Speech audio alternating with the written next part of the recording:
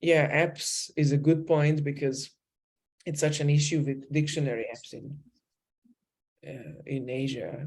With Asian learners, I find that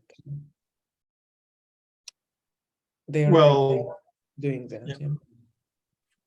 Well, my students are responsible for bringing the worksheet. So I put it on our e-class system, and then they either have to print it out or have it on their computer, tablet, or phone. But then after,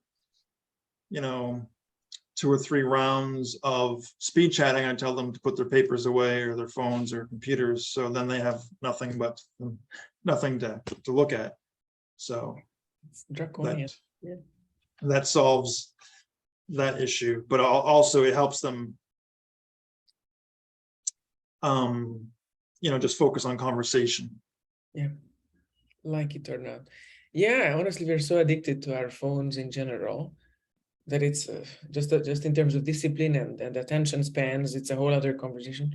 But just in terms of language learning, there is the important skill of learning to decipher meaning from context.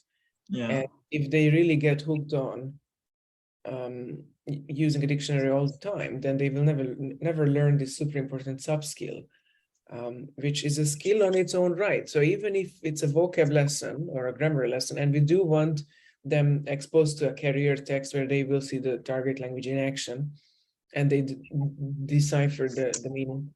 But it's a useful skill on its own right. I mean, on the IELTS exam, we have to rely on it a lot, and we might end up getting extra points by catching answers and vocabulary that we don't even know.